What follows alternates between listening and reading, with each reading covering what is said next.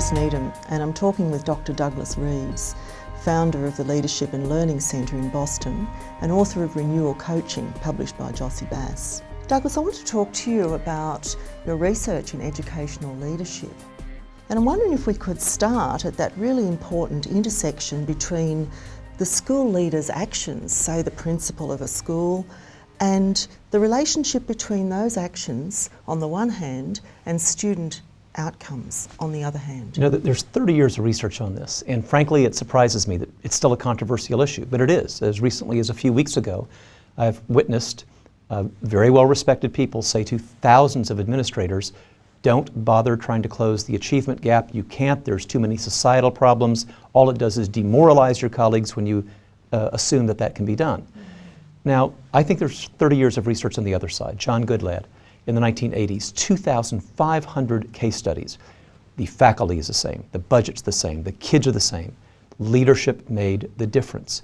In the 1990s, Robert Marzano and my colleague, Brian McNulty, Tim Waters at McCrell came together with a meta-analysis. And again, 21 characteristics that said when leaders engage in those, it is directly related to first and second order change.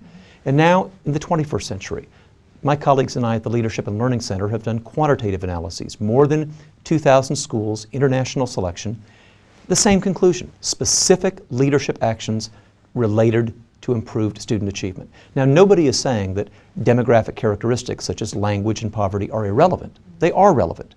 But what we are also saying is that what leaders do to create a better environment for teachers and for student learning has a clear, measurable, and profound impact on student learning. And what we've been able to do is to isolate what those are. It's quite interesting when you have those three researchers I told you about over 3 decades, 3 different methods, case studies, meta-analyses, and quantitative analyses, all converging on common causes. Things like leadership values, things like monitoring of what the adults do, things like focusing on a few things that have the greatest impact on student achievement. Those characteristics, even as researchers and decades change, remain remarkably consistent. And what are the leadership actions that you believe have the most impact? Well, beware the silver bullet. Beware of anybody who says there's a cause for an effect.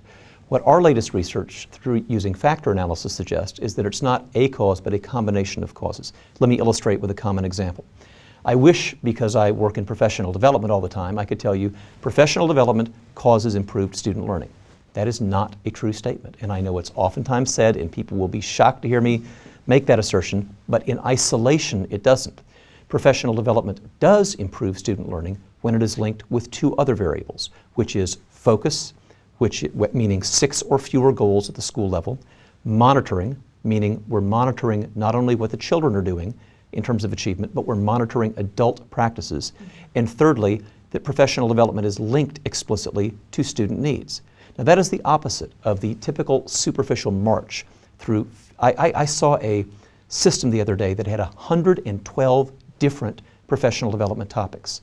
By contrast, the highly effective ones with which we work will say, here's the 6 things we're going to work on this year, and we're going to study them deeply and consistently and measure our progress.